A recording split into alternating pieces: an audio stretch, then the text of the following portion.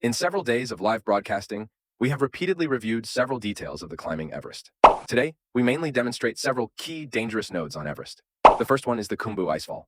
The real dangerous people in the Khumbu Icefall are the path repair teams and the Icefall doctors. It is very dangerous for them to explore the path when they first enter the Khumbu Icefall. Then the guides went up and down to transport supplies to Camp 2, Camp 3, and Camp 4. The path of Khumbu Icefall was stampeded countless times, and gradually it became a mature route. In this way, there would be no great danger for the vast number of customers all over the world.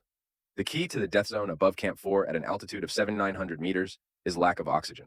That is to say, whether your oxygen cylinder can supply oxygen normally, and whether there is oxygen is the most lethal, because in the death zone above 8,000 meters of Everest, a oxygen cylinder is equivalent to a human life.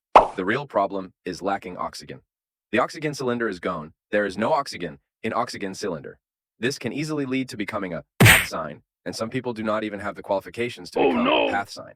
In order to avoid similar problems for friends from all over the world who climb the southern slope of Everest in 2024 spring, we solemnly say a methodology. That is, to overcome all difficulties, you apply for 2 full oxygen cylinders in Camp 4. You carry them by yourself. In this way, the possibility of lacking oxygen is ruled out. As long as you do not lack oxygen, your life is basically guaranteed. Please keep this in mind because my oxygen cylinder is open to the threshold of 1.5.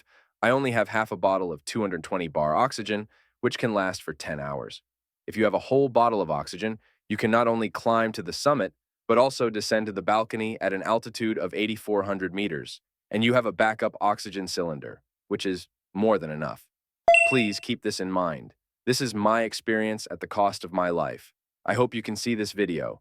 On Everest, only the death zone above 8,000 meters can cause fatal injury to customers. In the 24 hours after summit, whether you really get the oxygen you deserve is the most critical. This is a methodology discussed by Wang Weiguang in the live broadcast these days. I hope it can be passed on to the friends who climb the southern slope of Everest in 2024 spring. I hope you can see this video. Thank you for your continuous attention.